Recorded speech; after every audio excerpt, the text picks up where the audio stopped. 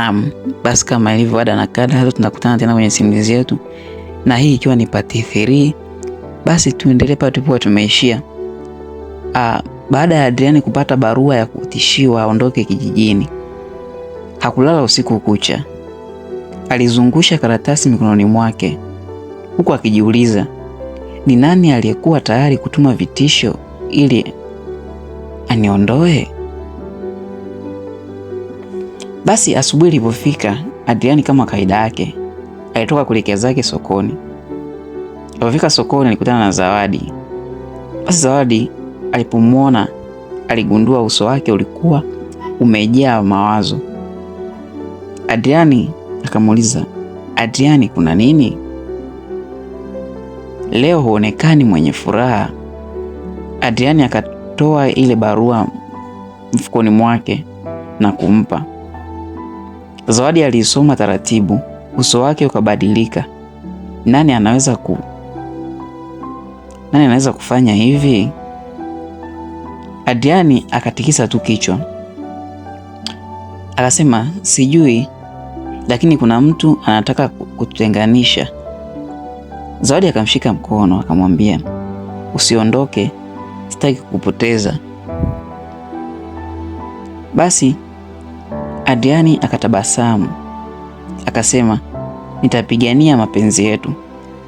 Wakati huo huo, Juma alikuwa ameketi nyumbani kwa baba yake, mkuu wa kijiji. Bwana, huyu mshikaji bwana ndo analeta visa nini kumtumia barua jamaa yetu ili aweze bwana kuondoka kijijini ili aweze kumchukua Zawadi. Basi akamwambia mzee, "Baba, yule mgeni bado yupo." Mkuu wa kijiji akasema kwa sauti nzito, "Basi tutatumia njia nyingine." Yaani hapa mzee, baba na mtoto wote wanampiga vita Danieli ili aweze kuondoka. Basi Juma akatabasamu kwa furaha akasema, "Safari hii hataweza kubaki kijijini." Basi jioni hiyo watu wa kijijini walikusanyika sokoni. Ghafla mkuu wa kijiji alisimama mbele yao akawaambia, "Wananchi wenzangu." Akaitikia Basi akaambia, "Kuna mgeni ambaye hatumjui vizuri, lazima tumjue na tujue amekuja kufanya nini." Basi watu wakakaa kunong'ona, watu wanong'onezana, ni nani mgeni? Baadhi wakamwangalia Adriani kwa mashaka. Wakati Adriani alisimama kimya tu. Tunamjua mshikaji wetu ni mpole, ni mtu asiyependa maugomvi. Basi hakutaka kugombana na mtu. Tunamjua Adriani ni mtu mpole, mtu ukaa kimya, mtu akijishusha. Yaani light angejua jamani mtoto wa tajiri usingemfanyia mambo unaomfanyia. Lakini alijua alikuwa analengwa yeye.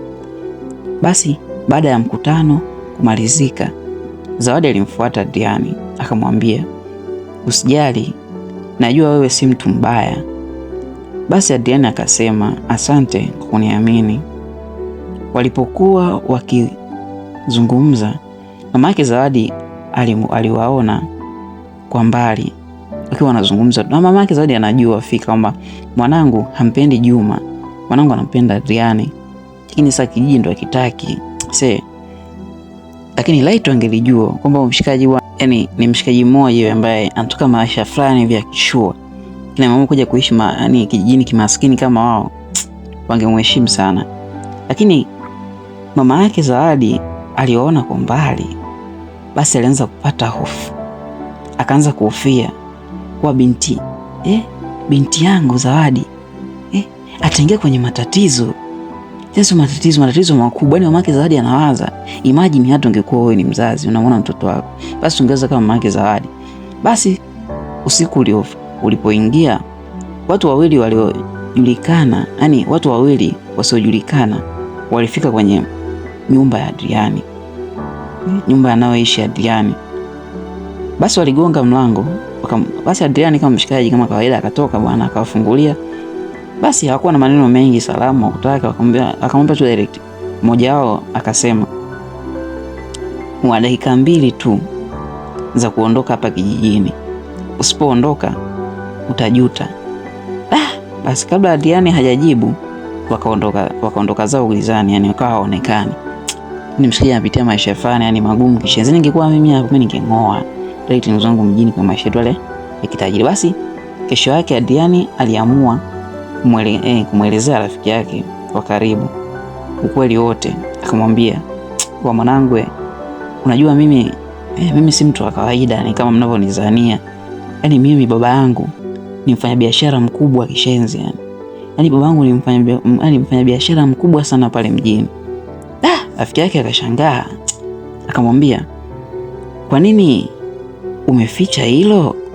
Basi Adriani akajibu akamwambia, nataka nipendwe kwa sababu ya moyo wangu, si kwa sababu ya pesa zangu. Basi mshikaji alitumia akili sana, yani kwenda kijijini afu akanatumia zile yani nataka kujigamba kama mimi na pesa nini. Yani sisi bwana kijana nikata mimi leo nikipata pesa nataka naenda kupenda kwa pesa. Unajua kuna mapenzi tofauti ya pesa na yale ya moyo.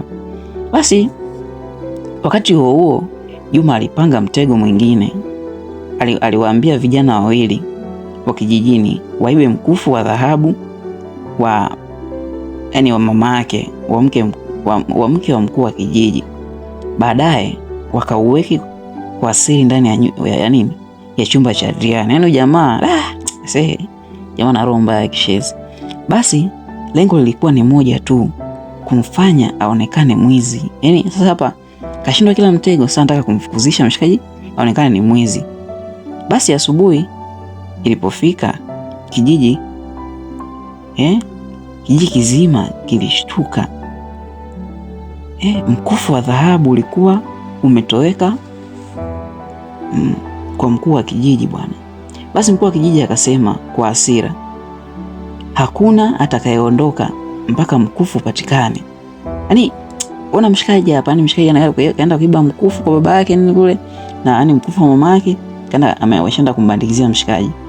Basi baada ya muda mfupi vijana walienda moja kwa moja kwenye nyumba ya Adriani. Sasa jiulize, kwa nini direct wanaenda kwa nyumba ya Adriani? Maana yake wanajua kabisa wana mkufu, tukaenda tukaweka kwa Adriani.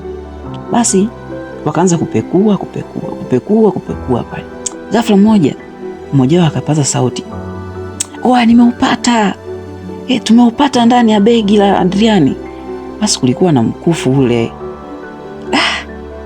Mshikaji hapo hataelewi mkufu yani inauma kishenzi yani. Basi watu wote wakabaki wakimwangalia kwa mshangao. Hata Adriani mwenyewe akabaki anashangaa. What this? Imetokeaje? Mimi mbona sio mwizi? Unaona hapo? Basi Zawadi akapaza sauti akasema, haiwezekani Adriani wangu awe mwizi. Haiwezekani, namjua huyu. Ana hizo tabia. Basi alilia sana. Akamwambia hawezi kufanya hivi. Lakini hakuna aliyemsikiliza bwana. Ile mkufu shapatikana, umepatikana tu kwenye begi la mshikaji. Basi vijana wakamshikilia pale, wakamshika Adriani na kuanza kumpeleka kwa mkuu wa kijiji. Adriani alijaribu kujitetea. Sio mimi bwana. Huo si mkufu wangu. Mimi sijafanya hilo. Lakini ushahidi ulikuwa mbele ya macho yao. Zawadi akaanza kulia. Alijua kabisa kuna mtu alikuwa amemtegea. Sasa lakini alikuwa ni nani? Inauma sana yani. Jamaa kategewa nini? Basi mimi kufikia hapa sina la ziada. Huu ndio mwisho wa part 3. Sasa je, Adriani alichukuliwa mbele ya mkuu wa kijiji kwa kutuhumiwa kwa wizi? Na je, ataweza kuthibitisha kuwa hana hatia Adriani? Je, Zawadi atafanikiwa kugundua kuwa Juma ndiye aliyepanga? Basi na siri ya Adriani itafichuka kabla hajafukuzwa kijijini? Basi mimi nikwambie tu bwana, usikose Mrembo wa Kijiji part 4 ambayo ukweli utaanza kujitokeza. na mapenzi yao yataingia kwenye mtihani mkubwa. Kwa sababu ya nini? Jamaa shaonekana ni mwizi. Basi kufikia hapa sina la ziada.